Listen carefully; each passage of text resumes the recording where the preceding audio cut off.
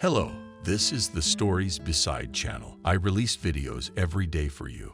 Subscribe and click the bell. And I told you, Camille, you're an idiot. Letting him walk away with your money like that. Emily's words stayed in the woman's head. What was I supposed to do? You're not a trophy, but you're my best friend, and you know very well that Stephen left with the money when I wasn't home. Camille still could not get over the fact that the money she had collected for her daughter's enrollment, her husband simply took it and left for a young mistress, just leaving a note on the table. I'm sorry, I took the money. It's mine. But I'll leave you the apartment. Goodbye, beggar. The woman simply could not believe her words when on the eve of her daughter's enrollment in college, she found on the table such a message from her spouse. And it would not be so offensive if this money he earned together with her and were needed for repairs or a trip to the sea. But as it is, Emily, you know very well that I collected them on a penny, plus from the sale of my mom's apartment left and need apples for admission to the university. She's smart, but there are no budget places in that institute. It's all paid. All right, she can't be a dentist, so maybe she should choose a simpler specialty. Well, it's true, so God didn't give her that path. No money, no profession. What are you talking about? I didn't study to be a doctor myself. At least let my daughter be what she wanted to be. It's true, Camille went to medical school when she was young, but she didn't pass the competition. But on the financier entered and all her life worked first as an administrator, then a senior administrator, assistant manager in a major metropolitan company in the Department of Raw Materials Supply. And what can I say? Although the work paid well, but it was not what she liked. But where to go?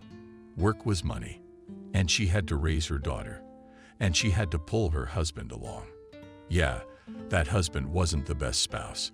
He worked as an ordinary and not quite successful office employee financier in a government office. A cauldron, so to speak. What can you do?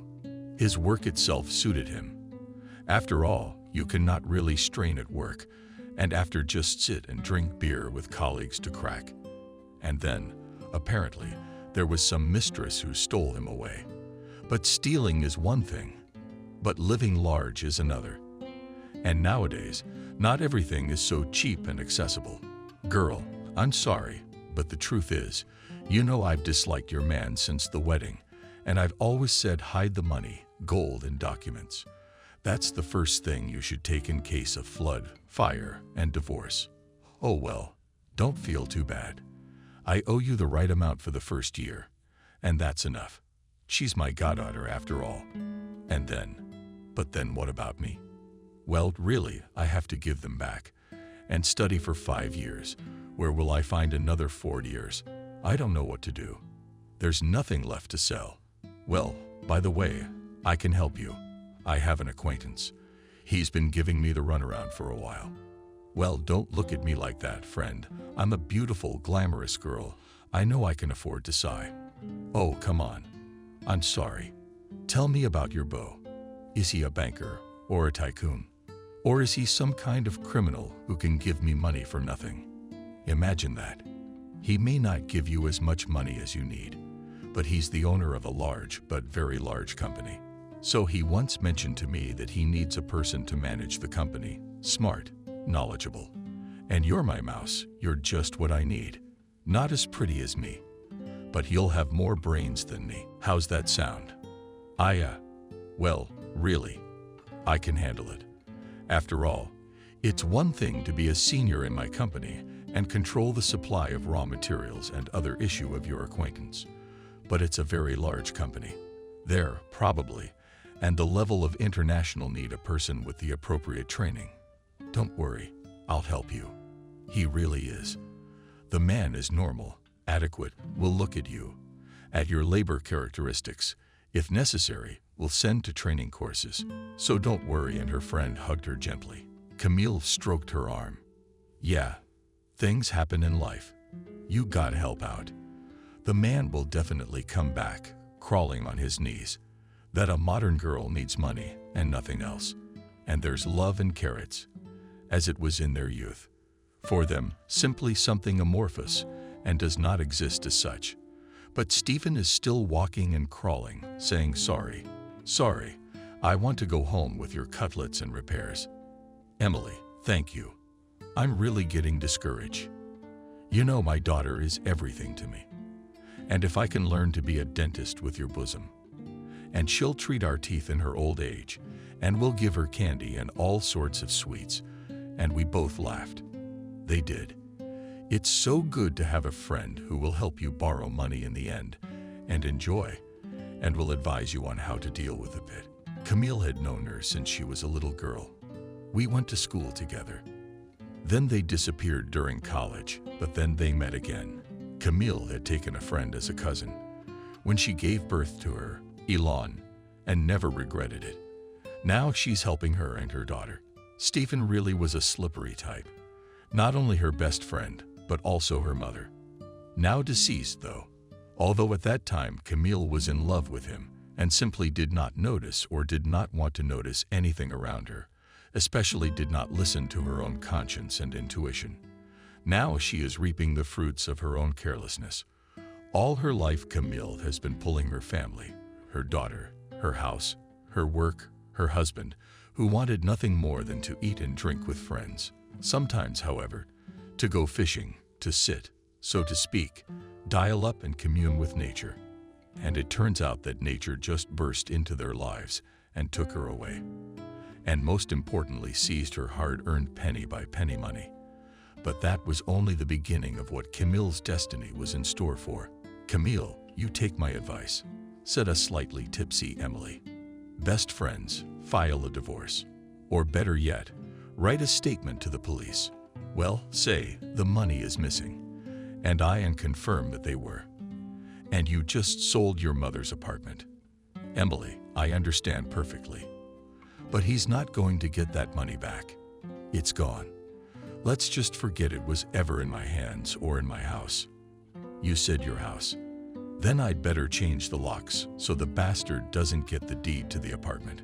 Or you'll come home and it'll be 0.0. That's something Camille thought about at her leisure. If the husband left and his new girlfriend has the keys to the apartment, where is the guarantee that she will not come here to get something else? The woman nodded her head and said, "Yes, you're right. We'll have to call a locksmith on the weekend and have him change the locks. Or they'll really take out the last of it." Already this Sunday, the locksmith was changing the locks on Camille's door from the morning and smiled with all his 32 teeth.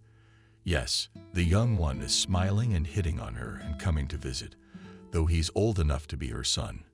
"Camille, you should change the doors. Your locks are good German. But the canvas and the frames are flimsy, and they can't withstand the pressure if you move them with a strong shoulder." But that's how your shoulders, Camille decided to support the playful mood of the guy, and smiled back at him. "Yeah, like my shoulders. Do you live without a husband? You can feel that there is no man's hand in the house." The boy looked carefully through the corridor and thought to himself, "I should fix the lamp and the shelf. It must be badly held. Yes, this house has been without a good and strong man's hand for a long time." "How long have you known Emily?" Camille decided to change the subject. She didn't want to raise another little mama's boy. "Oh, a long time. You know, I'm her neighbor, so I often repaired her faucets and washed them. I recently wired the light fixture and hung a chandelier. If necessary, I'll do it for you, and you can feed me dinner." "You mean hunger?" "No, it's just to fill up on coffee, so to speak. And if you don't want to, she really didn't want to have a relationship right now. Especially not this young man. He could be her son, though he's got the right hands. To tell the truth, his wife would be lucky to have a master in the house, not like her Stephen, who had never hammered a nail in the house in his whole life. No, I suppose he'd hammered a nail or two in his life. Otherwise, he just ate and drank. That's about it. Young man, no offense, but you're too old for me." "Oh, Camille, how old are you? You're a woman in the prime of life.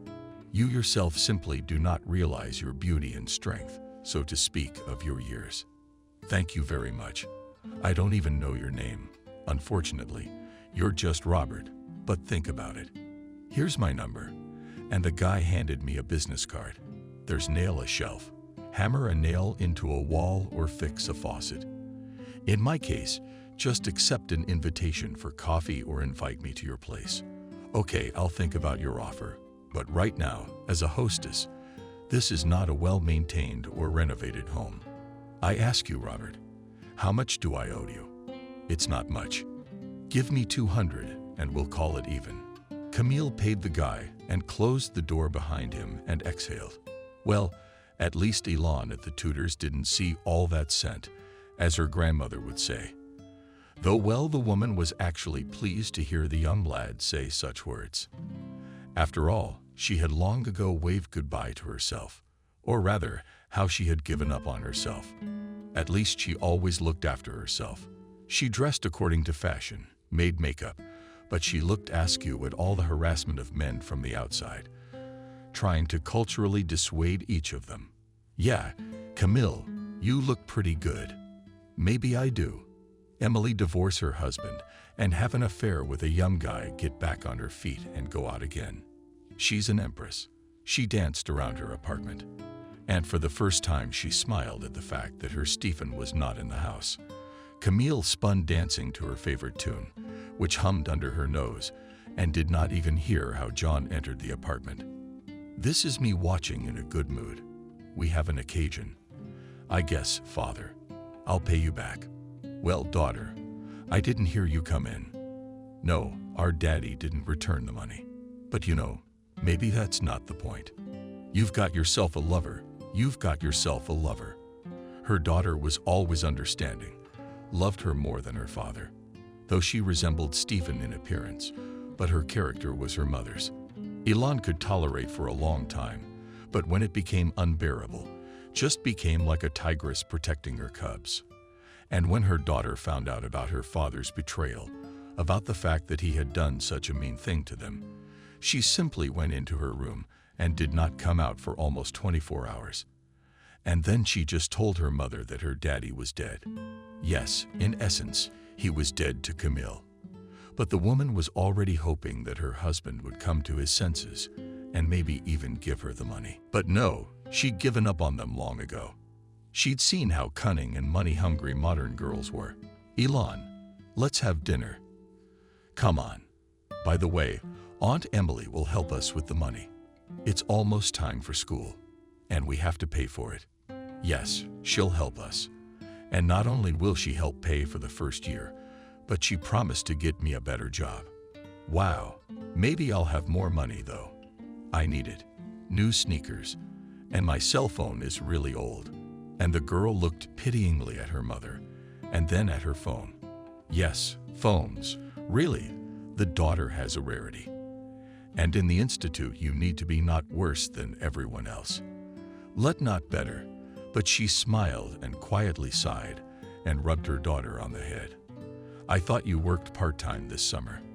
And how much you do not have enough to buy a cross and a new phone. Mom, really, where's the money coming from? I mean, we're not exactly on a budget yet.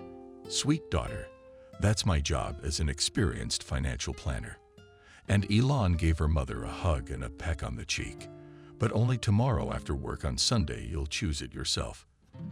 Daughter in joy ran to her room to the old laptop to share her joy in the social network. Yeah, that old laptop is the only valuable thing Stephen has left. He unknowingly took this laptop and gave it to his daughter for her 15th birthday. She was overjoyed, but not for long before another drunkenness of her husband, when he raised his hand on her and on the little girl, promising with anger to break the laptop or sell it and drink the money. From that moment on, his daughter turned her back on him for forever. And after the incident with the theft of the family money put aside for Elon's studies, she simply stopped noticing him. And when he went to his mistress, I'll find the money, period. Camille looked at the wedding ring she still wore on her hand. Maybe Emily was right. It would be worth taking the ring off, divorce her husband, and get a new life at a new job. And having to buy her daughter sneakers and a phone would be the perfect excuse to pawn the ring tomorrow. Sell it? Probably not. After all, she wasn't ready to fully let go of the past, no matter how hard she tried. Tomorrow, She'd have to go to the pawn shop, and then she'd have to make her daughter happy. Elon, how would you like me to pick up a pizza tomorrow? Huh. Mom, you're definitely hiding something from me. Why don't you tell me what happened? Nothing. Maybe Emily's right. I should file for divorce, change jobs, go to a dance class, or something. And then maybe even get a nice man to go to the movies or the theater with, maybe even for coffee. And maybe you'll even bring him to our house to meet your teenage daughter. And I'll use that as an excuse to go to Evelyn's for a sleepover, beer and boys. Yeah, you can go to Evelyn's, but no beer. And the boys. You'll get in first, and then you'll have no shortage of boys at school. Although you know very well that she won't approve of excessive drinking. If you drink in moderation and, if possible, a good product. I'm just kidding. Okay, I gotta go to Evelyn's. We're gonna study for our midterms. She's doing her finances, and I'm doing my medicine. Today is Thursday. I'll probably be at a friend's house Friday, and Saturday, Sunday, her parents will bring me home in their car. And a window in the cheek. Daughter ran to her friend's house. Daughter, only not long, it's late. And you haven't eaten. It's okay, I'll eat at Evelyn's. Yeah. And by the way, if you need anything, maybe we can go with her and her parents to the dacha for a barbecue. You don't mind, do you? No, it's fine. Just call me if you're staying there. Okay, shouted Elon, running out of the apartment, slamming the door. Come on. At least you didn't get any sleep. Finally got some sleep.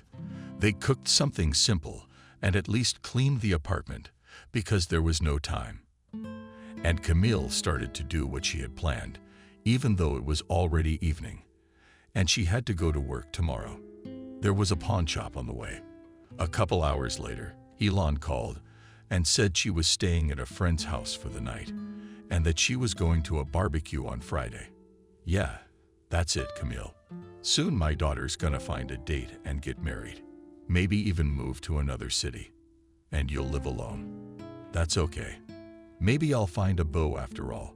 She smiled at her thoughts, fixed her hair, and looked at herself in the big mirror in the corridor. He's got a nice figure, too.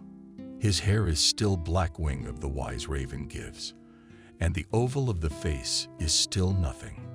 Breasts. It's not without reason that the young master looked at her so much. He knows she's gone. Where to look for the best? I'll show you again, Stephen. You'll come to me for favor. And in fact, she did. But she didn't know it yet. Camille woke up to the fact that someone had been ringing insistently and beating his fist on the wooden floorboard since morning. Camille opens and Stephen, I need to talk urgently. Oh God, you're the last thing we need here. Camille thought and looked at her watch. 6 o'clock. I wonder what brought him here so early and on a Friday. The woman threw off her robe and went to the door, but she was in no hurry to open it. Stephen, I'm not going to open it. What do you want? I need to get my things. And what's with the whole talking through the door thing? Open up, and we'll talk like normal people. Normal people don't steal tuition money. Daughters don't take them to their mistresses. Well, no need to knock on the door. Pack your things and come back on Sunday. What the hell are you talking about? Open the cradle, asshole. He started banging on the door with his fist. But then Camille heard a door open on the top floor. And the neighbor, by the way, a military man who works for the police, his voice enslaved. Stephen, don't knock on the door. You've been told to back off. If you don't listen, I'll call the riot police. Yeah, her neighbor is such a responsible, order-loving guy. Wouldn't let her get too excited. And he's seen Camille filming, how he often drinks on weekends. There was even a case when he, being a little tipsy, asked Camille, you're a normal woman. Work, looks, apartment. Why do you need a man like that? And the occasion was trivial. Stephen was drunk as usual, apparently so much so that he just fell asleep on a bench in the yard. Didn't even notice the puddle of matches underneath him. Camille wouldn't even take him home. They say, let him sleep on the street to air out. And tomorrow we'll talk. Although we didn't have to talk much. The husband himself realized how much ours went and came home apologizing. "I'm sorry, my fault. I had a drink with my friends. It was an embarrassment." Yeah, embarrassing. Bossy was lying on the bench, and men spit on you. That's what friends are called. Go pray and don't ever sleep in the same bed with me again. From that moment on, Camille simply refused to sleep with her husband. It pissed Stephen off even more. He could call her a cold woman when he was drunk, talk to a man over a beer about how sexy and macho he was, and as a wife, it hurt Camille at first. But then she just let it go. No, she wasn't cold. Just probably hadn't met someone she was ready to share a bed with. But as they say, into fire and water. Stephen simply nullified that desire with his words and attitude. But on Sunday, Stephen came early for his things. Good, at least the daughter went with a friend to the dacha to her parents, so she did not catch from the very beginning how the father takes out of the house his own old things, even for nightwear. You're just old, divorced with a trailer. I've already filed for divorce, so take even your old socks. I don't even want them in here. Fine, take them. It's all here in this old suitcase that you brought with you when you moved in. So you're welcome to move in with that old lady with the trailer. And my daughter doesn't mind. Come on. I hope you didn't think to have a daughter with me. I'm not paying child support." At that very moment, Elon was coming up the stairs, and she heard these words that her father had said, or rather, shouted at her. She realized that the words were spoken both to her and to her mother, though more than anything else it offended her. The fact that her father did not recognize she was called, you could say, illegitimate. Unnecessary to him, it just killed the girl, but she did not show it. And she just told her father in her eyes, "Then why do you cling to us so much? Go to your young one. You've already made your choice." And walking past him into the apartment, the daughter contemptuously said, "Mom." What's more to say, good daughter, Camille thought. She knows how to fight back. And Stephen just clenched his teeth and grabbed an old suitcase and began to descend the stairs. His fate had long been written in the book of life, and the old and shabby suitcase hinted at it. It simply opened on the steps, and all the things spilled out on it, fanning out: socks, scarves, hats to underwear and t-shirts. And Stephen decided to gather up all his old junk and take it out. The neighbor from upstairs couldn't help but move in the direction of the local debauchee and quietly giggled. In principle, what quiet is there in the old walls of a Stalinist house? This laughter sounded almost like a bell ringing. It made the man even more angry, and he, despite, began to collect and stuff his belongings inside the suitcase. Grishchenko for a long time yet. The voice sounded so ringing that everyone thought it was a child speaking.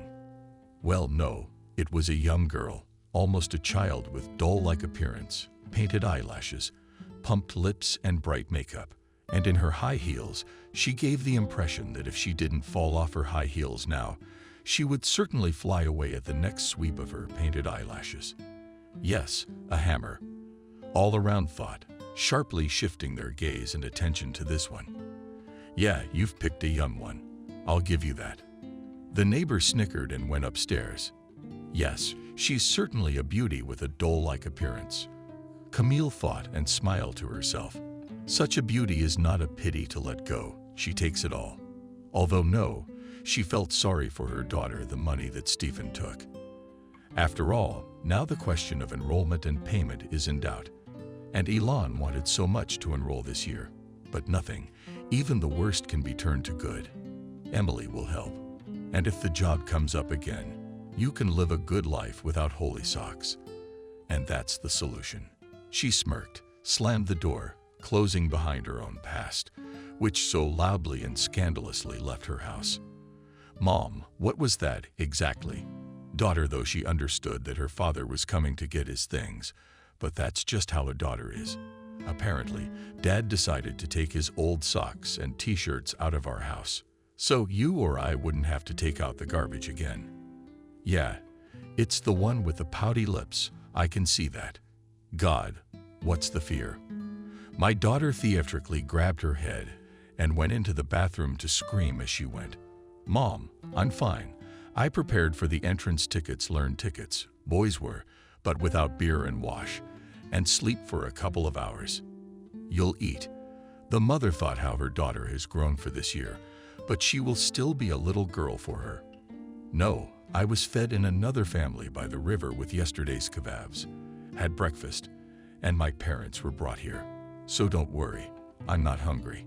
She closed the door and turned on the water, and Camille went to the kitchen to put on the kettle and make herself some fragrant tea. The woman liked to start her weekend morning with a literate drink, and in fact, she was glad her daughter was home and doing well.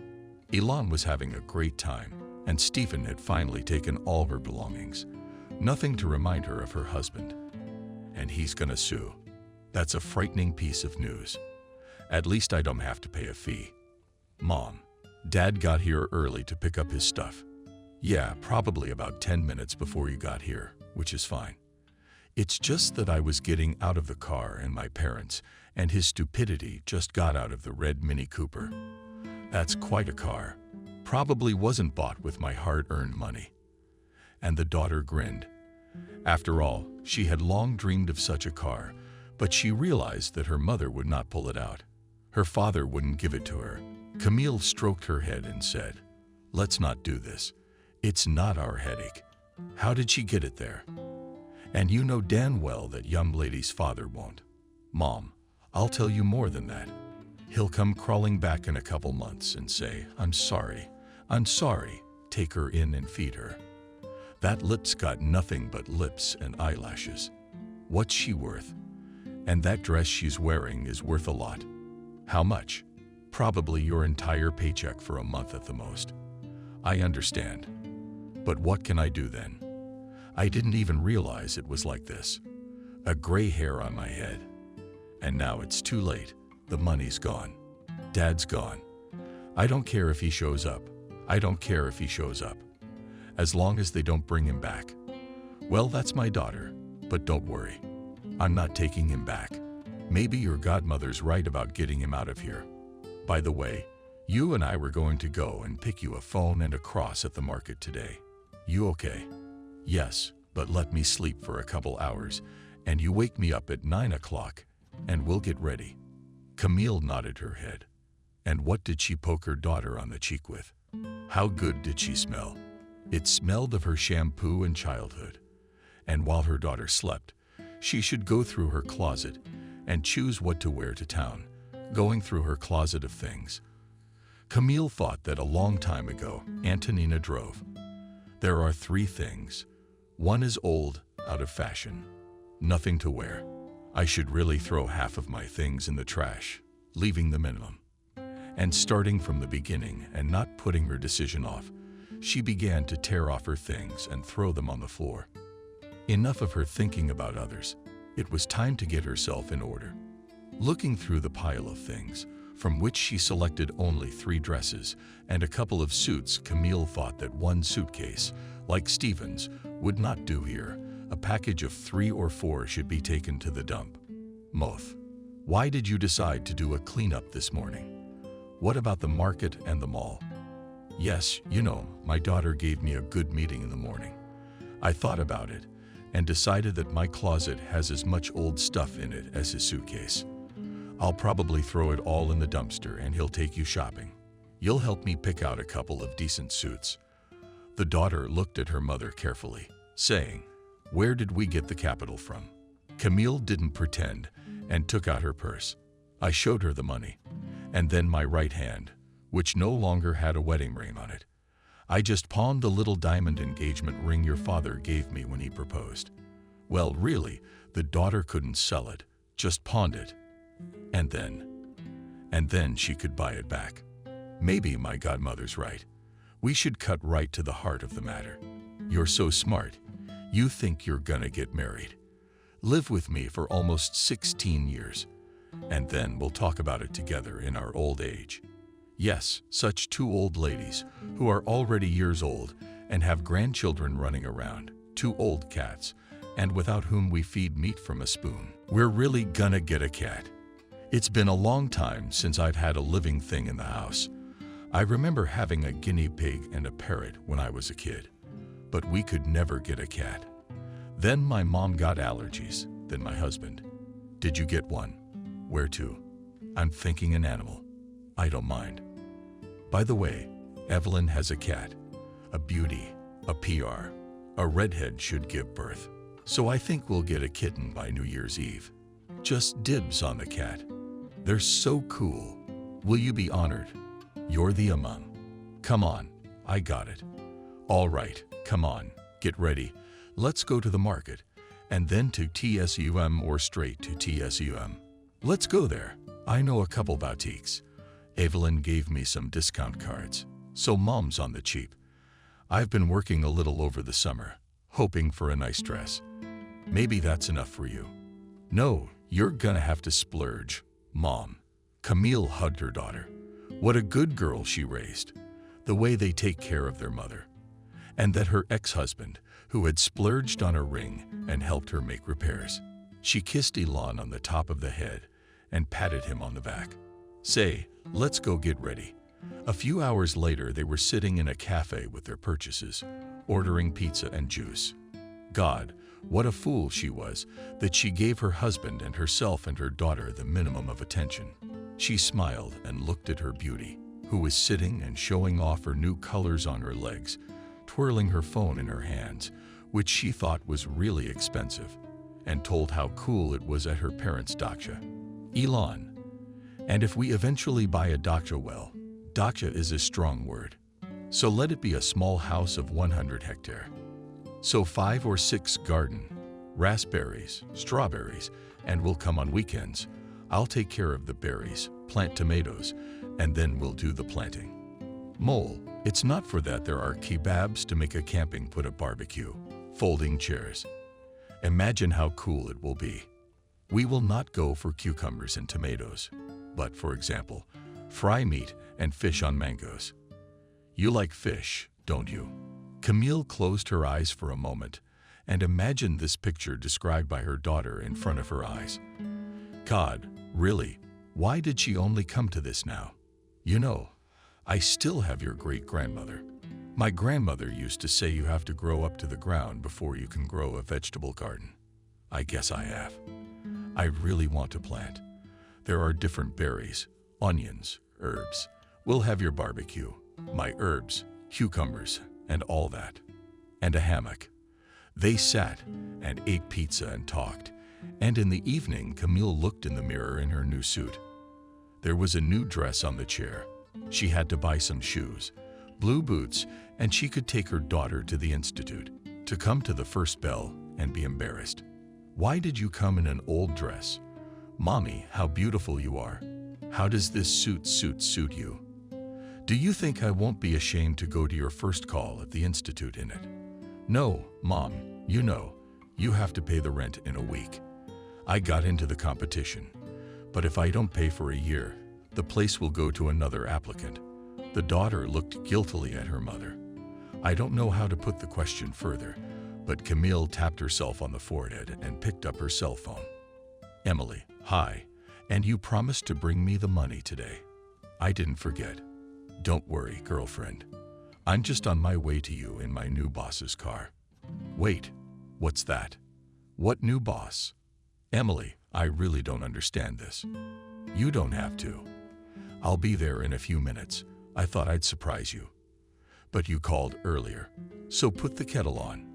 The girl's off. Camille stood in a new suit and in front of the mirror for a couple of minutes and did not understand what was going on.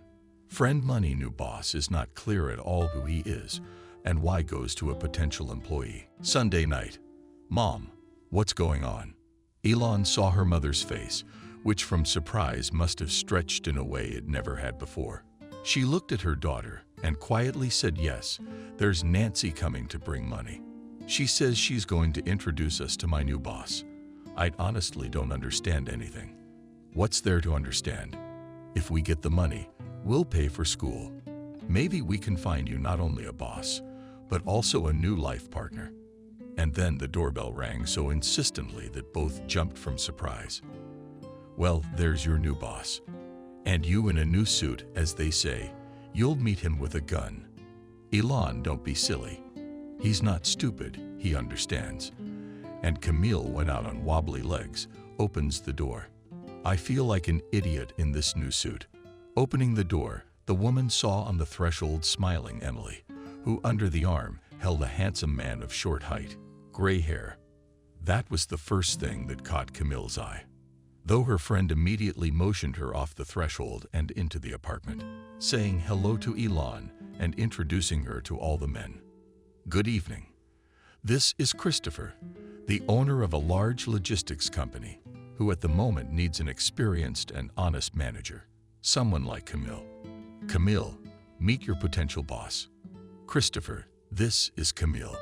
Remember that movie, Remember, Office Romance? Good afternoon, Camille. I'm sorry to surprise you, but I've told you so many good things about you. I'm in desperate need of an unobtrusive person inside the company. I don't know how I talked myself into coming here uninvited. I'm sorry. Camille, you're not potizing him any harm. Christopher's been running the company a long time, and it's his credo to know how his employees live and what they need. Emily, stop for a minute.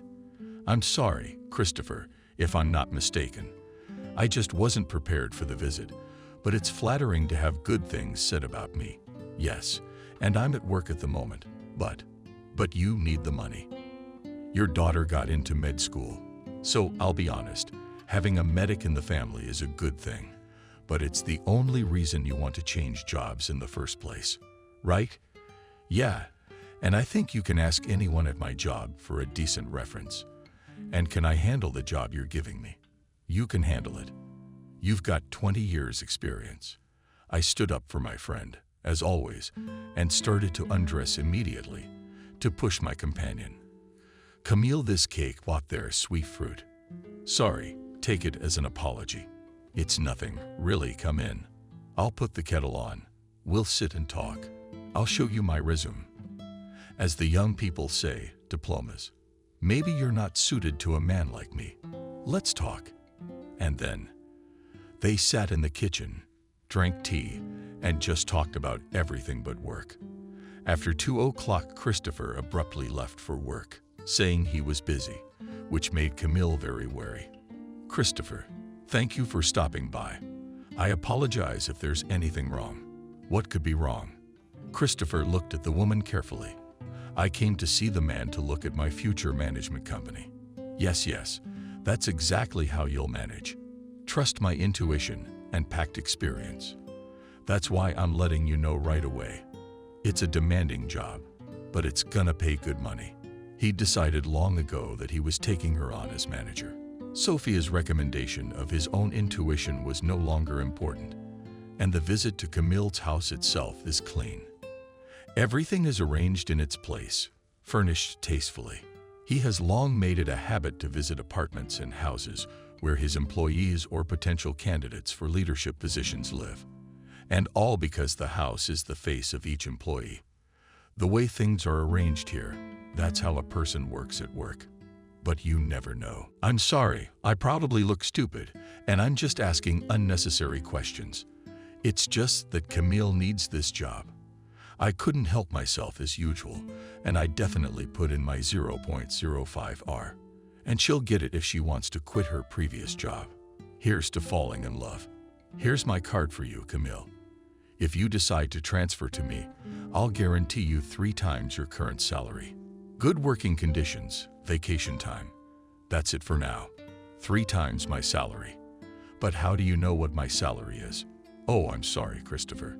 Emily must have told you, but it's really 3 times as much. Camille, don't doubt it.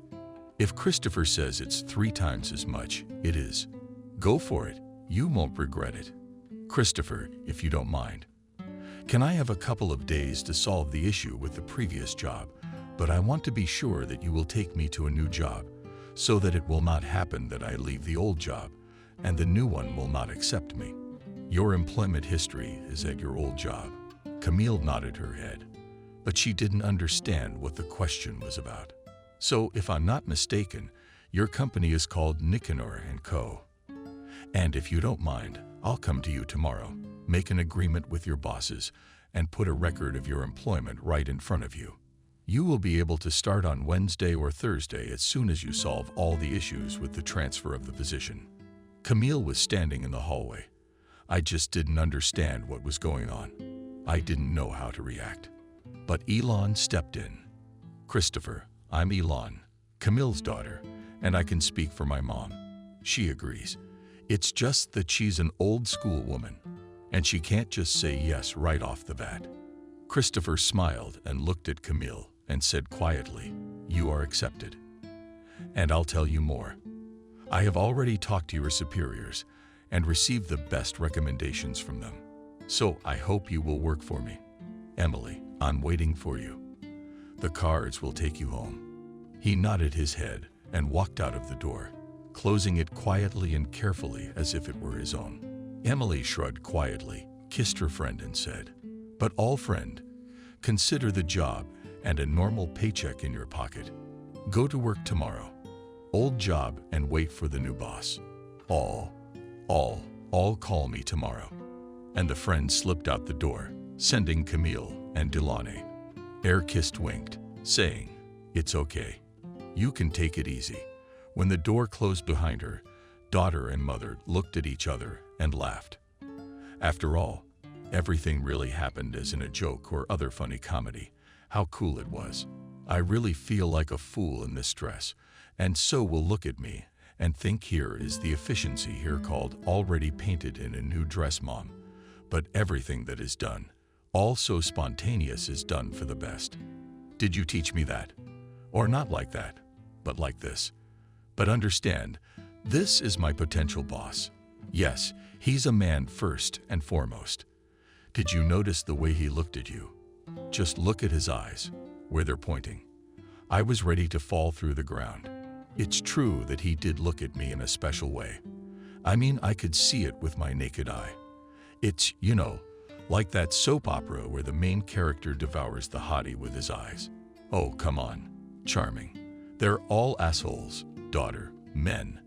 And remember, it's not about trying to fall in love. They're so nice, and then they can stab you in the back. But not all of them are like that. It's true, I'm looking at my girlfriend's essays. Mother and father live a long time and don't even fight. And she has Jack, a nice guy who always brings her flowers, cakes. That's great.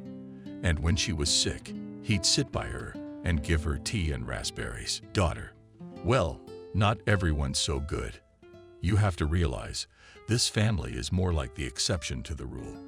Maybe you and that medic will be the exception to the rule. Imagine that for a minute.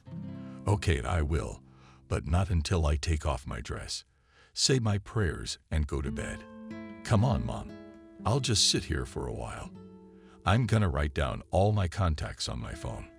Already in bed, Camille took a moment to imagine how things might work out with this Christopher, her potential new boss. What would her new job be like? Would she be able to do it?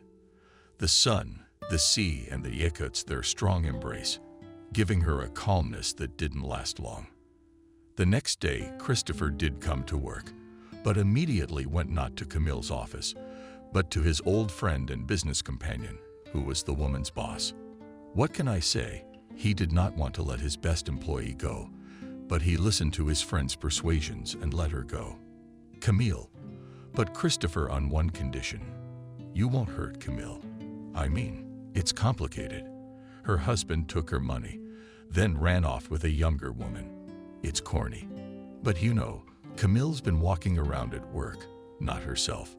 I wondered if she was gonna do something to herself. Yeah, I know. But she's a tough woman, believe me. She can handle more than one divorce, and more than one husband. By the way, who told you to steal Camille from me? She really is. We're the best value for the money. And I wouldn't want to. I didn't believe you.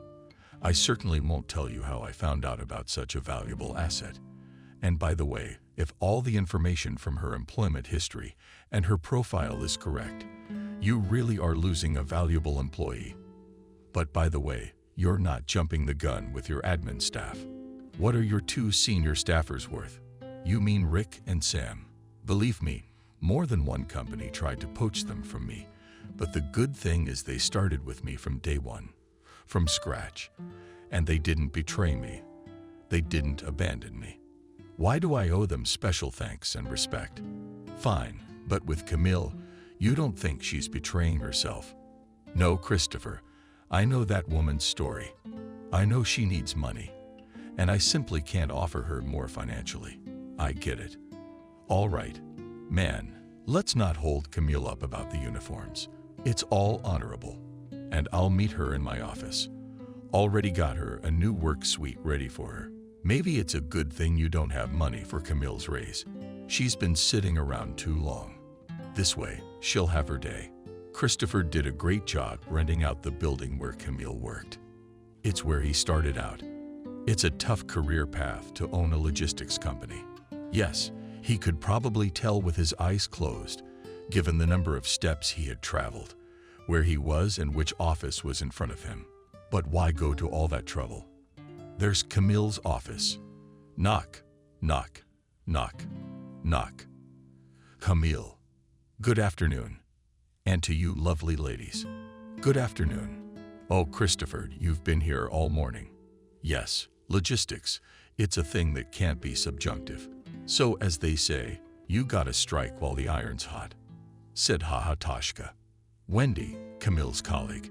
Absolutely right. Sweet girl, Wendy, is that what it says on your merit badge? The girl smiled sweetly and delved further into the world of overheads and statistics. So, Camille, I wrought iron while it was hot and already visited your boss. I agreed that today all the documents will be formalized, and you can come to me tomorrow. Here's the address of my company. Is Camille leaking us? Wendy's voice shook. There was a note of surprise mixed with envy. Yes, dear girl Wendy. My company is also a logistics company, but not as a senior administrator of a management company. So girls, I apologize that you so easily take your employee, but with me, promising to exhibit delicious and sweets. Okay, we're not giving Camille away for nothing, so we're expecting a clearing from you. Christopher nodded his head and left the office and started walking downstairs to his car. 5 minutes later, on the tables in the office of Camille and 2 more of her colleagues, there was a lot of goodies and sweets, coffee, tea, cake, and several kinds of candy. What can I say? Christopher didn't skimp, so to speak, and put up a payoff for the employee. Though Wendy and Vanessa, also lasting with Camille's office, were glad that she was leaving. What can I say? Women's envy is such a thing that few people would tolerate a beautiful and intelligent employee. But neither Wendy nor Nancy said that to Camille when glasses of expensive champagne were raised to her health and success. Yes, Camille, well done. Lucky you. You managed to snatch him a puppy from a handsome rich man. And you got yourself a decent job. And Wendy and I are just gonna be the administrators. Come on, girls, just wait till you get settled into your new company, so to speak, and I'll find you a weaker spot. Of course, if you don't mind. Oh, how could we, for God's sake, mind? Nancy theatrically shook her hands and rolled her eyes. She looked reproachfully at Camille. That's right, Camille. Wendy echoed her words. We don't mind, and Christopher's dress is a lot bigger, so we're all for it. Just don't forget about us. You've taught me a lot about yourself. So she gave her colleagues a friendly hug and enjoyed a few sips of champagne. Yes, she was very fond of champagne, especially this sketch, the last time we christened Elon. And that, so to speak, purely with Emily, my best friend, even though Stephen had already shown his rotten guts, and Emily slept on the floor of their shared bedroom. And now the new boss has made her happy with a nice drink. Must be expensive, Camille thought, and looked at the bottle. The barcode really confirmed that the champagne was from France. And what kind of cheese is it? With big holes like her daughter liked in fruit. Chocolate. Camille, good afternoon. I'm Wendy, the receptionist. The girl at reception introduced herself, gave her a hand. The supervisor is already waiting for you. Let me show you out. Yes, of course, Wendy. Is it okay to call the supervisor Christopher by his first name? Just like that. It's not nice to just call him without a middle name. Honestly, I've only been here a month, but you know, he always asks to be called by his first name. I'm embarrassingly ignorant of his middle name. Oh well, thank you. If it's not against company dress code, I'll just call him Christopher. It's all a little kinky in here, isn't it? I don't know whether to wonder or wonder.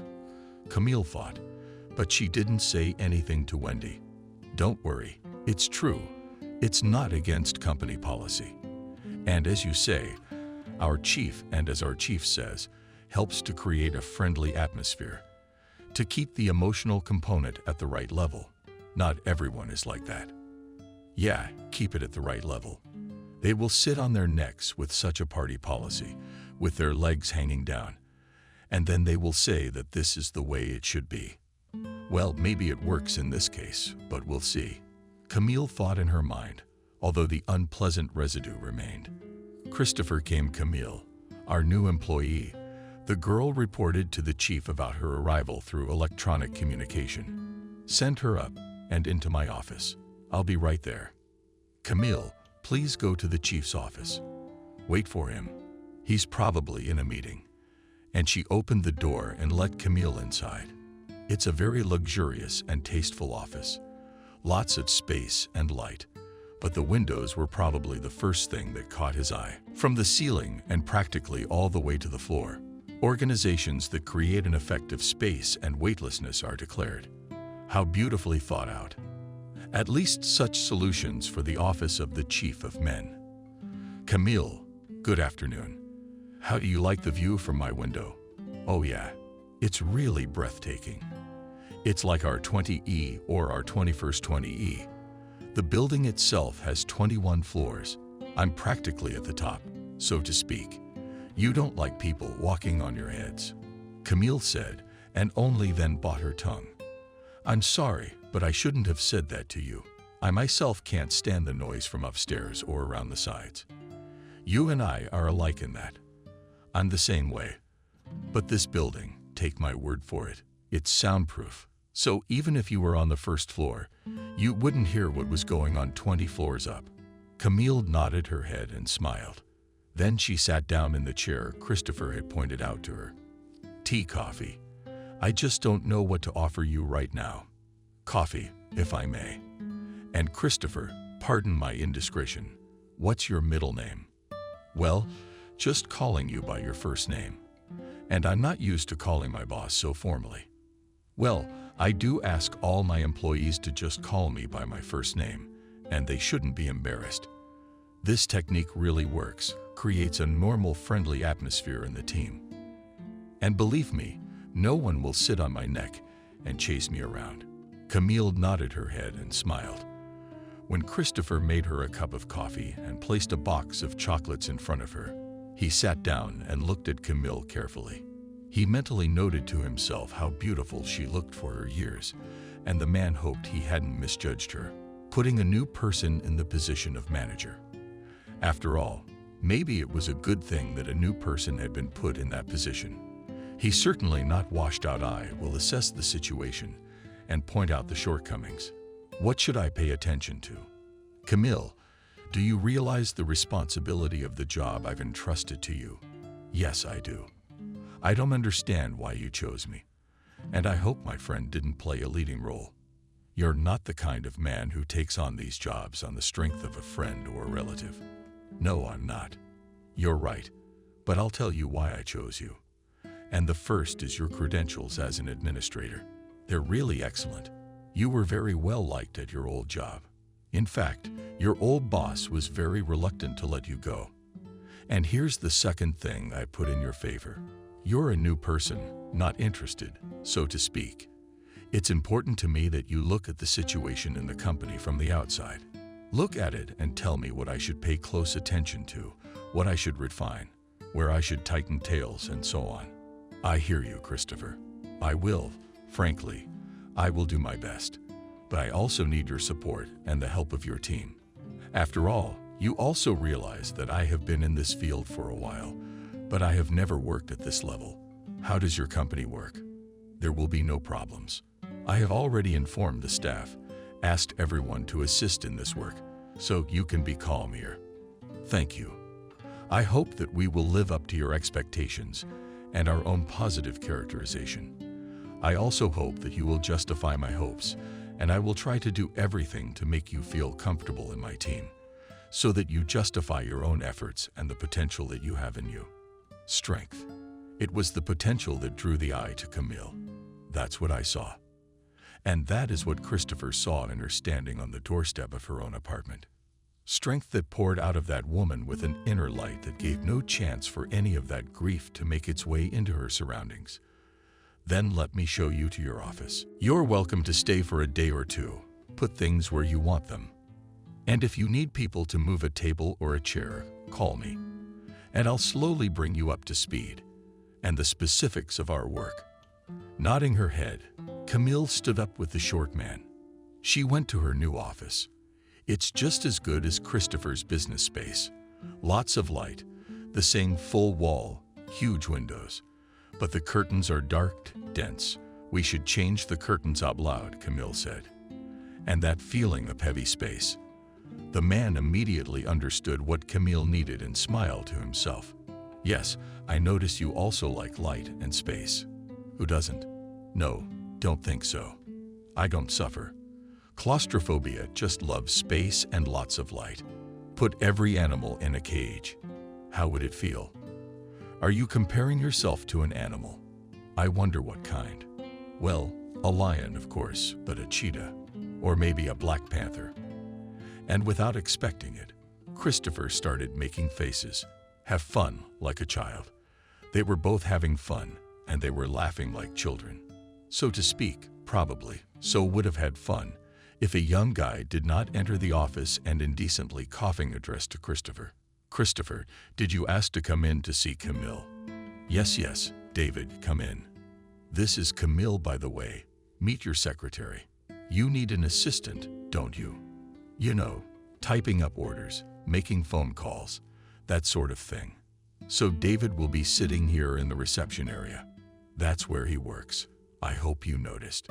That's pretty much it. Thank you, Christopher. I didn't expect to have an assistant and a secretary myself, but it's nice. I hope David lives up to your expectations of a responsible secretary. But now I wonder, I have work to do. And looking at his watch, the man left the office. Internal, wishing Camille success in the new place on his self-endurance. After all, there was still a lot of work to be done today. Although he most of all wanted to be near this woman, to laugh with her like this, maybe even to drink coffee, just to talk about nothing. But work wouldn't wait. It is necessary to go to earn money, and Camille should be given the opportunity to settle in the new place. But not Camille. Not Christopher did not know that soon in their usual way of life will burst into the hurricane named Stephen. What can I say? As the neighbor said, Stephen spent all the money taken from his wife's house on his miracle of nature. And as it turned out, it was only enough for a year, and the amount was really a lot, and it was enough for his doll Jenna not so long. Shopping in expensive boutiques, going to restaurants, sushi, bars, gifts. What's there just to pay the utility bills? Eating out every day. All of this was soon eating away at Stephen's financial potential, and her friend was demanding money. And not just for daily necessities, but for not denying herself anything. Jenna, but you know, the money's gone. I'm out of work. When I went to the resort with you, not for a couple days, but for a decade, my boss didn't just scold me, he fired me. I took 3 days off work, and it was all your fault. You know that very well. What am I supposed to do now? Well, Stephen, you're smart. You'll get a good job. You'll earn more. You've already got the keys to your Camille's apartment. And there's still money there. Jenna, you're either stupid or you're kidding. You realize we're divorced, and me showing up at her apartment is burglary. There's no way I want to go to jail. Why go to jail? You made money together with her for that apartment. That's why it's your third. And you realize that I just stole from my daughter's money, and for you what should have gone to her studies, and skipped them, by the way, together with you. That amount would have been enough for me to open my own place. That's how they got away with it. Well, kitty cat, Don't be mad. Then think of yourself. And Jenna gently pressed herself against another of her cohabitants, from whom she simply pulled all the money and strength, and gave nothing in return. She was already thinking about throwing Stephen out of her apartment, and in his place to look for someone wealthy. If you ran out of money, why do I need you? Stephen was already thinking about such a variant of relationship development. True, he intended to leave his cohabitant himself. But where to go? Camille kicked out and changed the locks. Now this fool will kick out what Stephen reasoned aloud with himself, standing on the balcony, smoking strong cigarettes. Maybe I should really get a job. But shit, the former boss so spoiled my resume that I can only work as a loader. Well, what can I do? I gotta live and eat. You should smoke a cigarette or quit smoking. Otherwise I'll die before the women put me in a coffin. This option did not suit Jenna, who one day simply collected a suitcase with the things of her gone into oblivion lover and put it out the door. She didn't even bother to inform Stephen of her decision. But what was the man's surprise when he arrived at the door of his cohabitant and just saw on the threshold his old suitcase, with which he left his wife. Stephen looked bewildered at the suitcase, then at the door, and began to ring frantically with his fists as he had knocked earlier at Camille's apartment. Jenna, I'll get it, Stephen. Why is my stuff on the doorstep? Because I'm not interested in you anymore. So I decided to kick you out the door. The voice Jenna created behind her sounded unexpected, loud for her doll-like appearance, and out of surprise. Stephen jumped up and, turning around, simply could not believe his eyes. His woman stood on the stairs in the arms of some rocker, well, so to speak, gangster appearance, smiling wryly back at him. You kicked me out the door. Didn't you realize, man, that your broad is mine, and you don't live here now? No, you can sleep here on the mat guarding our happiness with Sasha. And he started laughing at Stephen, who stood there and looked at all this and couldn't do anything. What could he do? It's one thing to fight with Camille and a daughter so pathetic. It's another when you're facing a 2.5-foot tall jock who's probably been going to the gym since birth, and with one blow of his fist can blow your breath away. Jenna, then yeah. The money I spent on you, you can't do that. Yes, I can, and I already have. How did you take it from your wife? That's just how I was able to take them from you. There are more questions. By the way, I didn't just spend that money on me. I spent it on myself. We both went out with it, mind you. Stephen clenched his fists until his fingers ached, but realized that, in fact, she was right. And as they say, the boomerang came back at him. What he had done, they had done to him. There's nothing to say. And basically, there's nothing you can do about it. Where am I supposed to go at night? Stephen couldn't quite believe what was actually happening on the set. And I'm the one who said you could stay here on the mat. Listen to her moaning in bed. Jenna, she's having such a good time with me. Yeah, they'd been together a long time, and sex had become a regular thing for them. But with him, Jenna never moaned or even tried to fake. No, not until the beginning of their meeting, when she still had money in her pocket and he could spend it left and right. Now he'd lost that opportunity, and there was nothing left for him to do. How to take his things and leave. Already outside, standing under the awning, he took out his cigarettes and lit up. I had the last 5 cigarettes left, and I'm broke. Where am I supposed to go? Well, really, it's not like asking to go home, except, forgive me. Stephen stood there, taking puff after puff, and did not understand how such a clever bugger as he got into such a situation. One woman had kicked him out of the house. Really, what for? And the other simply used him like a kitten. What was he supposed to do? That man slapped himself on the forehead. What a fool he was. He forgot that after his mother's death he inherited a room in a dormitory. It wasn't a luxury apartment, but it was a good place to sleep. Stephen rummaged in his pants pocket and pulled out a bunch of keys. Shit, Jenna must have taken the keys to his apartment off the keychain when he was sleeping or washing or something. Thinking ahead and being a sneaky bastard, all she wanted was the money. Nothing else. You're a fool, Stephen. It'll be all right. There'll be a holiday on my street. A man with hands and a head is not a freak. But I need to find a job and picking up my suitcase. He walked slowly through the evening city towards his old house, where he had lived with his mother long ago, in the days of his childhood and youth. How wonderful had those years been. Even though it was an old pre-revolutionary two-story building, water and gas, that years, pardon me, had to run to the street, but still it was good for him here with his mother and his company, when he could race a ball in the oven potatoes, in the fire, picking apples in the neighboring orchard. And where are these comrades now? Not many people are anywhere, but nothing.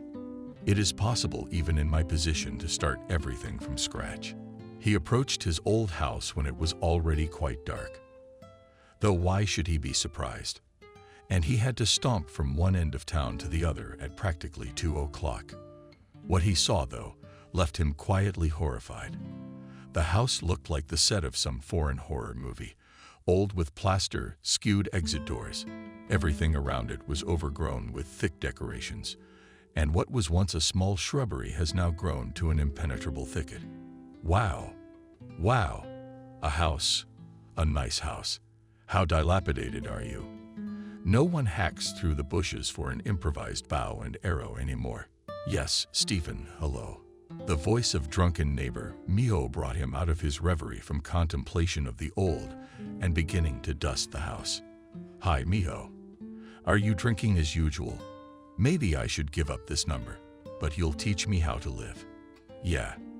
And spitting under his feet, the neighbor with a bottle in his hand went to the bench, and Stephen, having picked up his suitcase, entered the entrance and began to go up to the second floor and went along the long corridor almost to the very end. There was his favorite room door. It was shabby and hadn't been painted in a long time. Though what was there to be surprised about? How long have I been gone? I closed the door about 10 years ago, and I haven't heard a peep out of it. A fool should have invested not in Jenna, but here. I'm going to fix the door. I'm afraid to imagine what's inside. Barely opened, long-ruled and not greased lock.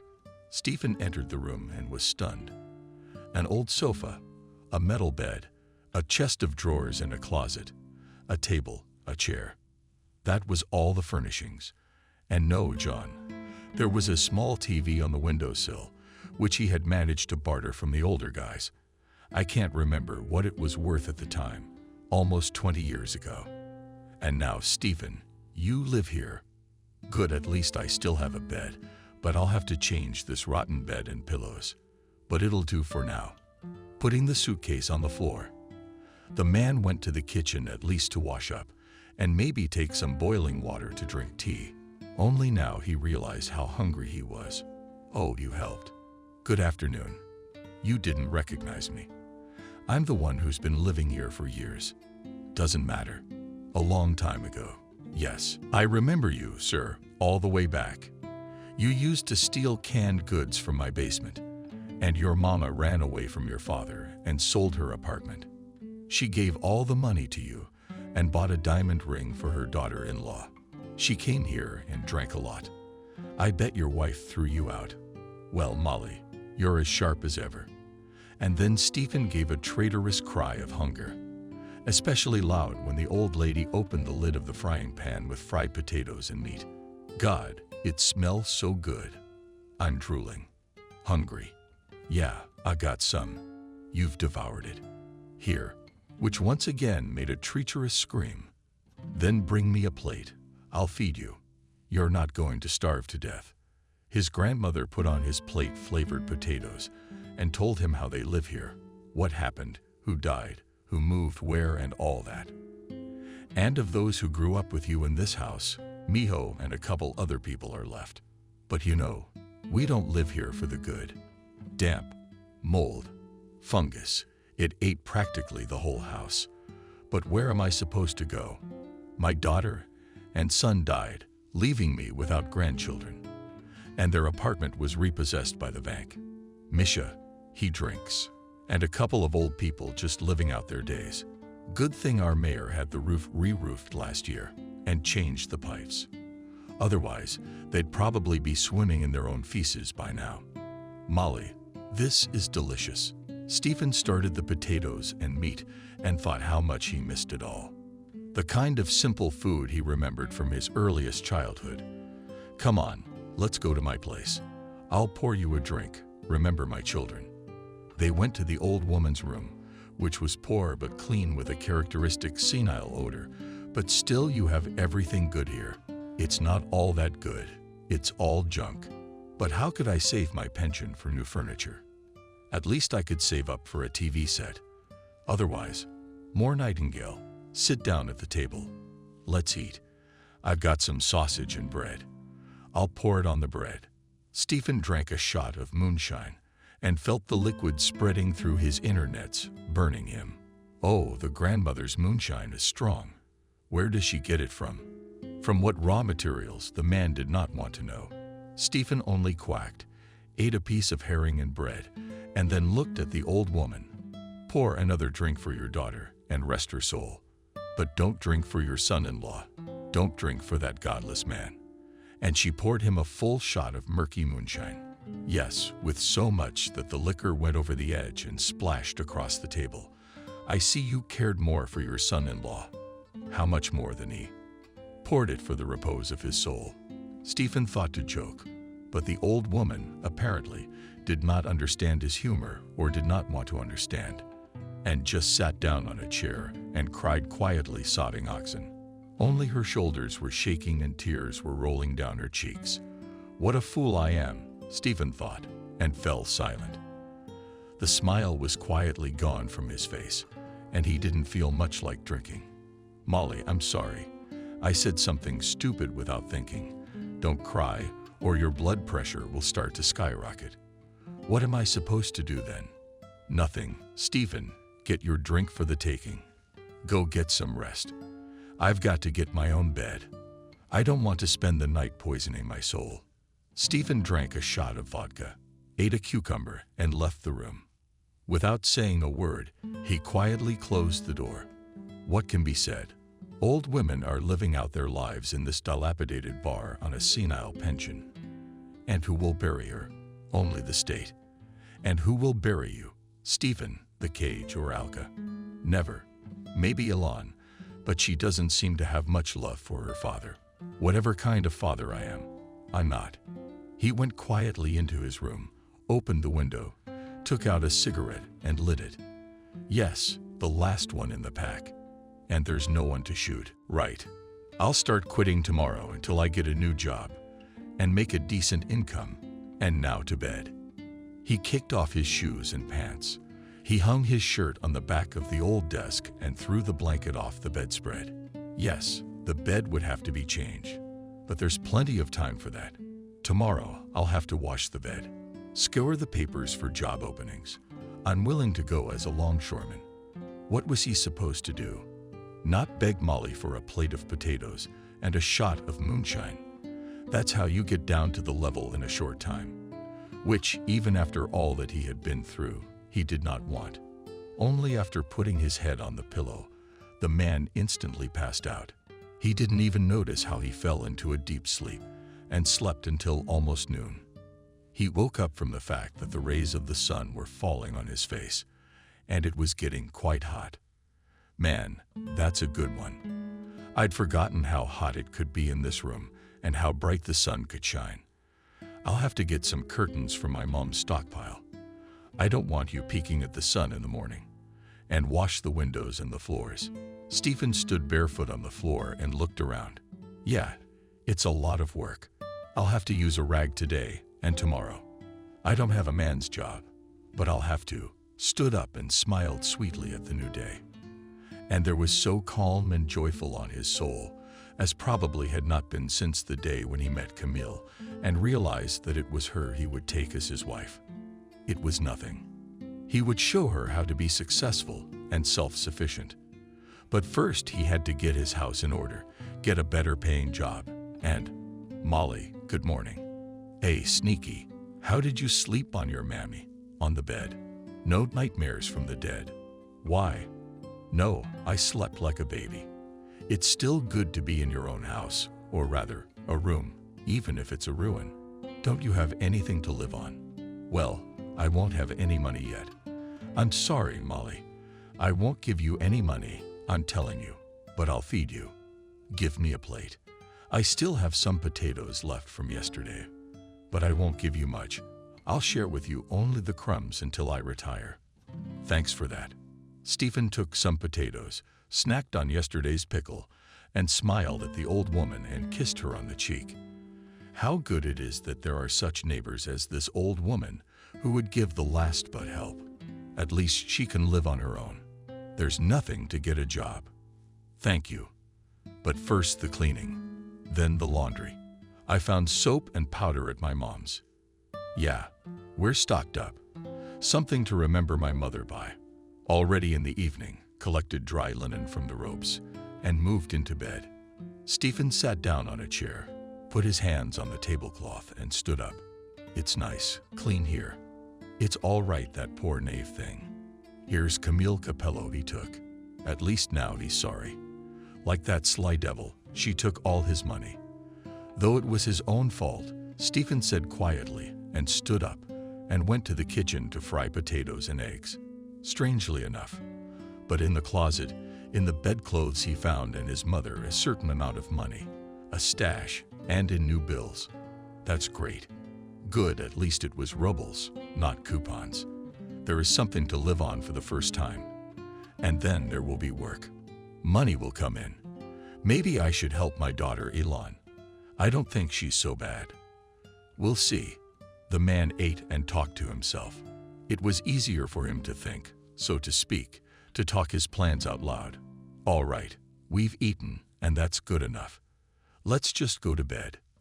Tomorrow will require strength. I'll have to look for a job first thing in the morning. Just drink coffee and go looking for a job. From the morning, recalculating the money and throwing a couple of bills in his pocket, Stephen took a windbreaker and went to the park. I should buy a newspaper with job ads and sit in the fresh air, read, then call back, just in case something pops up. And indeed, a job did pop up in an ad. However, it wasn't exactly what he wanted, but judging by the schedule and salary, it suited him better than ever. The job was in a logistics company as a loader with a 24-hour schedule, but the salary was almost at the level of his previous job. But the plus here is that there is no material responsibility, even if the goods were beaten, spoiled during loading. It wasn't imposed on him, which suited him just fine. So what's the number? He immediately dialed the contacts, the number, and made the call.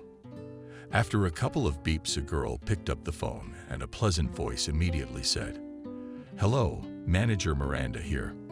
"Miranda, good afternoon. My name is Stephen. I'm about a job ad for a loader is still up to date. Yes, you can come in for an interview today. You'll be scheduled for 11. No problem. Sweet girl, I'll be there earlier." "Thank you, Stephen.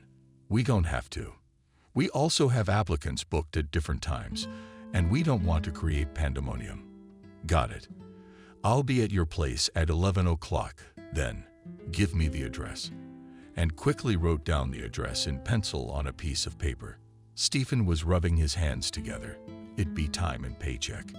It's not like sitting in a stuffy air-conditioned office, and 24 hours a day is quite acceptable. Yeah, we can take care of the house, and work will be a paycheck. And then we'll see. We should ask around, see if they'd be interested. Not a loader. A financier, yeah.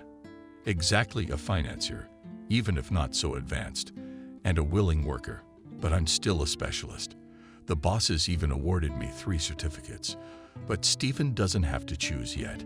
But Stephen at that moment did not know who he would meet at the new place of work.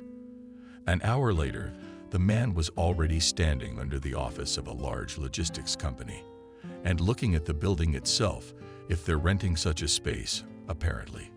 "Good afternoon. You're being interviewed." A security guard came over and looked at him carefully. "Yes, but really, I have an appointment for 11 o'clock. In the meantime, I thought I'd take a look around. It's not customary to look around." You either go into the building or maybe wait for your time in the park.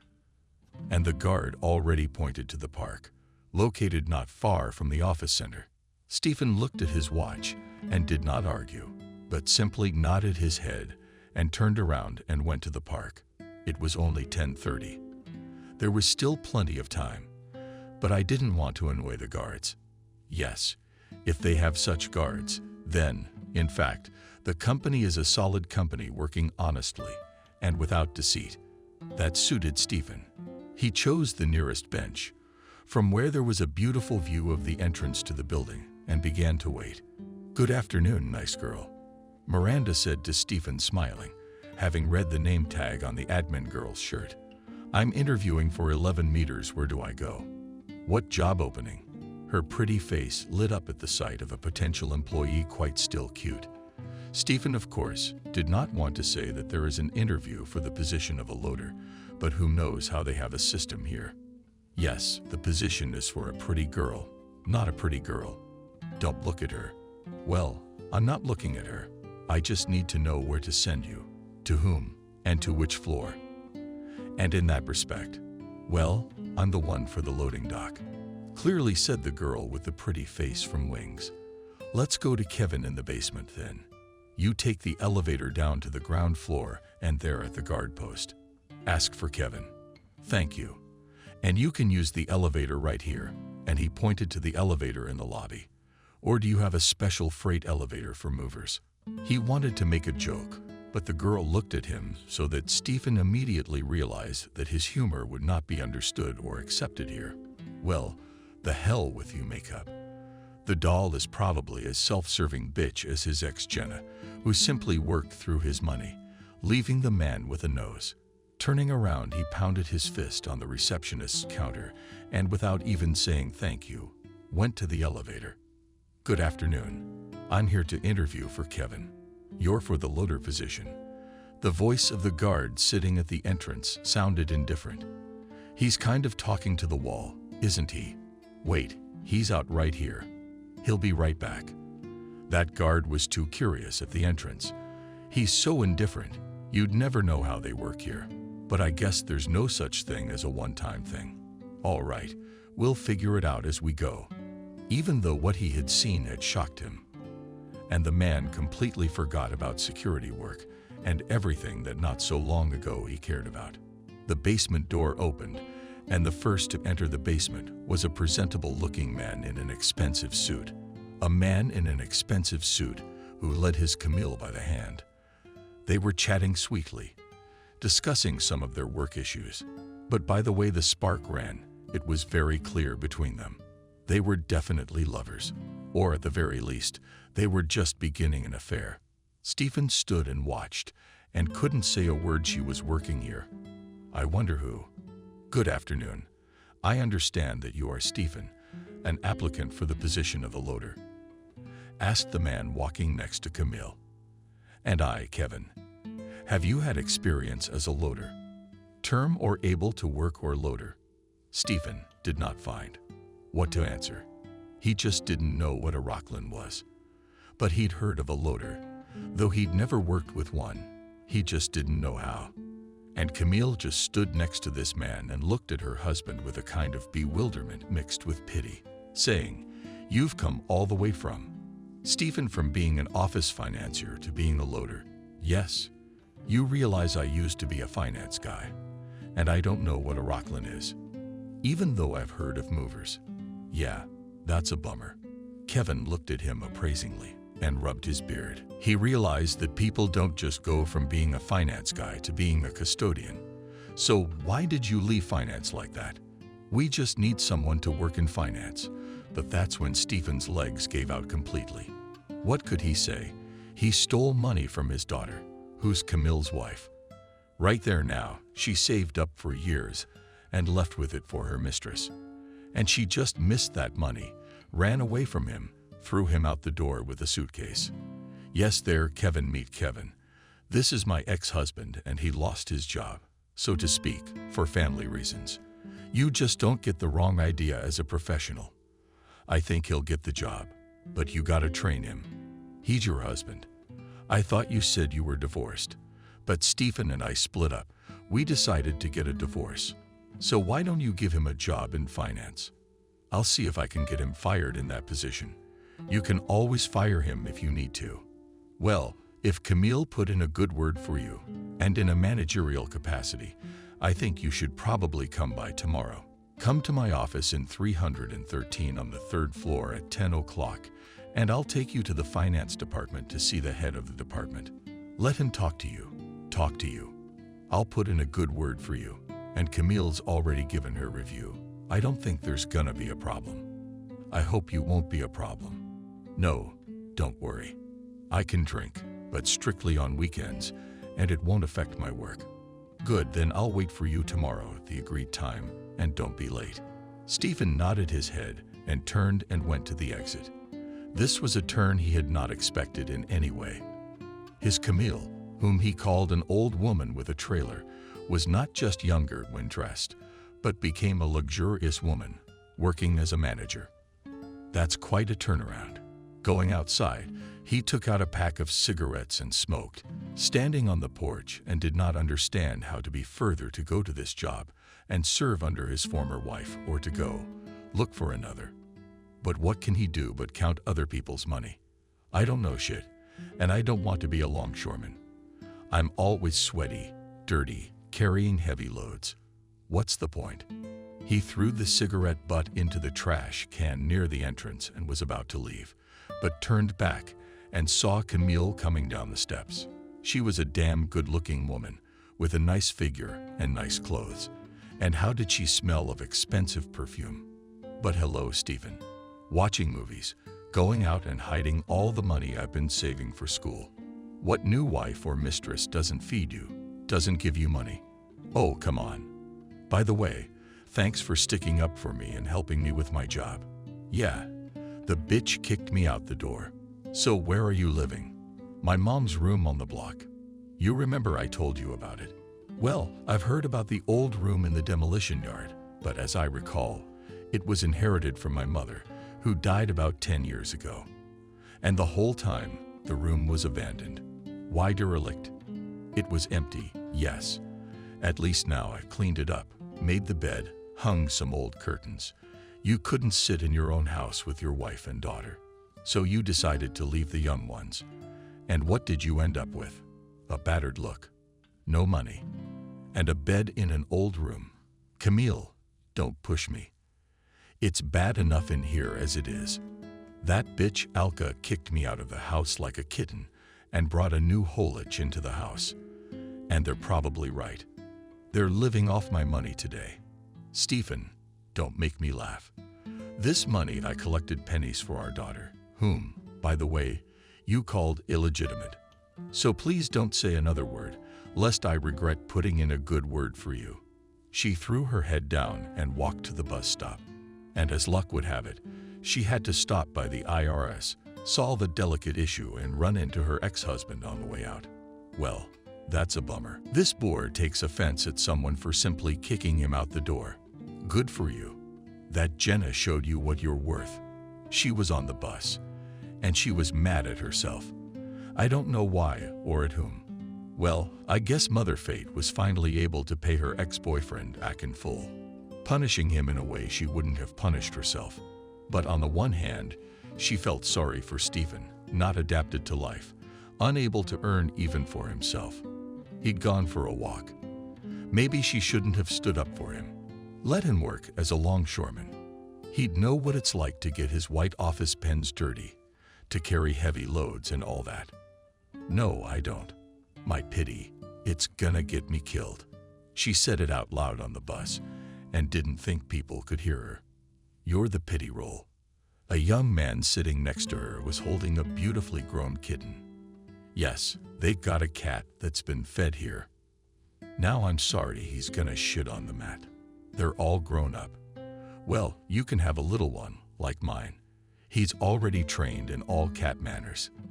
He looked at Camille carefully, and the woman was just surprised. What beautiful blue colors his eyes were. What a little ginger kitten. Yes, she had promised her daughter to get a kitten from the cat, her friend. But it looks like it didn't work out, or she changed her mind. But I'd be happy to take it. If you trust me with this little cutie, I will. I didn't know where to put this joy. Here at the bazaar, he'll be placed in your safe hands. Don't worry, the kitten is healthy. Our cat gave birth to him, taught him the finer points of cat etiquette, and this one was left as an orphan. Come on, I live in an apartment, and believe me, I promise him proper care. That's great. Then here you go. Take care, baby.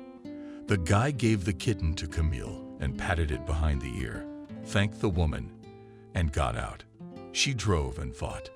This is what she'd done. We have to go home now. Take this duck and trust him to her daughter. Buy food, all the food she needs for the cat. All right, baby, let's go to my house. I'll introduce you to my daughter. 10 minutes later, Camille was home and was glad that Elon hadn't gone anywhere. The daughter is the new tenant in the house, Camille shouted, taking off her shoes and putting her bag on the table in the hallway. Mom, what are you talking about? The daughter came out of her room and just wanted to ask who it was. She saw a small and red kitten in her mother's hands. Well, we all wanted a cat. A handsome, blue-eyed guy gave it to me on the road. Now you dig, feed, and raise it. Oh, and by the way, go to the store and get everything you need. My mom's awesome. I'm glad you brought him, huh? 'Cause the cats had all the kittens. Great. Did you drive all the way home on purpose? Well, I can't go to the IRS with this mustachioed ginger joy. Go ahead and study. I'm moving on. And buy him some baby food, shouted Elon, and went to bathe the new pet, happy as a baby. Camille walked out of the house and smiled to herself. But here were at least 2 people, 1 kitten she made happy today. And that was worth living for, her husband. Come on, she had forgiven him long ago. After all, he gave her the priceless experience of happiness, to be loved, to feel needed, even if only for a short period of time. What kind of eyes did he look at her with today? How surprised he was at her position and power. It was worth the trouble and misery, the money he had stolen. If it were not for luck, it was for misfortune. Already in the evening, sitting in the kitchen at his wife and daughter Redhead, Camille told how their new pet came to her, and then she herself did not understand why. She said, Stephen came to my company to apply for a job. That's Dad coming to work for you. Mom, are you saying you gave him a job, and by who? Are we a toilet or a yard? Daughter, I'm not judging you. He came in so ugly, beat up, like a yard dog asking for his bone under his shrunken tail. I couldn't help him. As manager, I can make the decision. I hope you won't regret it. And what kind of job did you entrust him with? Daughter squinted at her mother with a disgruntled look at the financier in the department. Advised, said that you need to learn. Mom, are you crazy? Dad's a finance guy. You want him to take over the farm for you, but not me. And you know, you'd never trust a rookie to do a complicated job, typing, tabulating. It's not like typing up an invoice. Yeah, and Stephen's been working in finance for years. He's not the best at what he does, but he can handle simple tasks. In fact, do you know what position he was originally going for? What job? The loader position. That's Stephen and a loader. He's already got a bad leg and a couple bags in his back, so he's gonna collapse right on the job. Mom, I hope you're not taking him back to the house. The daughter jumped up from the desk and grabbed the redhead on the arm. She glared angrily at her mother and, without waiting for a reply, tore into the room and straight out. Camille said quietly. The daughter simply did not hear her words, and she spoke more for herself than for anyone else. She felt sorry for Stephen, but Camille realized that there was no going back. The time when she pitied her husband, pulled him and the house around her neck, had passed. Don't worry, daughter, everything will be all right. The woman put away all the compositions and, having taken a shower, went to the door of the room and quietly knocked. Ladies, come in. Elon, I wanted to tell you, or rather to reassure you, that your father will not return home. And we were happy at one time. He gave me you because I just helped him. Elon asked. That's like a grown woman. Yes, I believe that I gave him his debts to a certain extent. But the fact that he took your money that was set aside for my studies, that's nothing. Elon, you're right, but in your own way. I think that's how I bought my freedom. That's the answer you're looking for. It's the reason I have a new job, a higher salary, and maybe a new beau for you and a new daddy for me. Elon, let's not get ahead of ourselves, but Christopher has a soft spot for you. That's great. And he's actually a very positive man. Although if Dad works at your company, I'm afraid to imagine Dad's reaction. Okay, Mom, I agree with you, but be careful. You're hesitant, and Christopher wouldn't let me get away with it.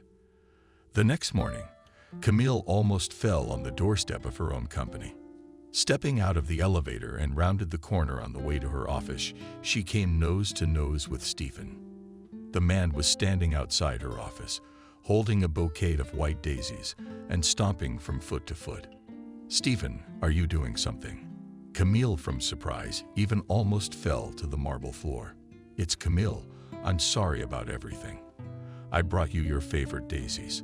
I wanted to say thanks for doing it for me yesterday. I won't let you down now. I'll do my best at my new job. Are you serious, Stephen? The woman began to open the office with her key and walked inside. She gestured to the ex-husband of the passerby. Stand there. See how I live. Here's my office and everything. Well, really, don't be mad at me. I was a fool to leave you, to take the money. I'll be helping out, by the way. I won't be able to pay for her studies, but I'll give her money for small purchases. I sinned. You don't have to, do you? I forgave you a long time ago. The only thing I want you to do is redecorate your room. You know, the stuff your mother left you when she was alive, if you remember. Yes, she did. Stephen said with his head down. Put a proper headstone on her grave. If you need money, I'll help you. No need. I'll do it myself. Thanks again. She carefully put the bouquet of daisies on the table and quietly went out, closing the door behind her. God works in mysterious ways, Camille thought, and took the daisies in her hands, poked her nose into them, and breathed in the sweet fragrance of the meadow beauties.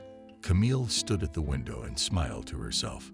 She felt light and warm at heart, for in essence, she now had everything she had lacked before freedom. The bases under her feet supported work and peace of mind at home. And most importantly, my daughter is studying where she wants to. And there's ginger happiness living in the house, just like I'd wanted for a long time. And God forbid Stephen gets over it. He'll find a girlfriend and make a lot of money like he always wanted. No, not a lot of money. And then again, a certain Jenna turns his head and leads him to spend his hard-earned money. The woman smiled to herself and put the daisies in a large vase, poured water from the bottle to the right into each branch, each leaf. Thank you, Stephen. It won't go away. And then to this young one, I would have started with you to this day. But now it will be new with new perspectives and plans for life with a different vision of what it means. Camille, knock knock, may I come in? Christopher's voice made her wince. Yes, of course, come in. Do you want coffee? No, I'm here about something else. You endorsed your husband yesterday. Is that true? Yes, you're questioning my judgment. It's not that. I agree with your decision. But tell me, what's confusing you? Stephen certainly wouldn't steal company money. He knows the job. He may not be a specialist like you, because that's not what I'm saying. I'm worried about you. Camille smiled to herself. Christopher's words pleased her more than ever. If he's worried, that is. Are you jealous? She looked at him in a way she hadn't looked at any man in a long time.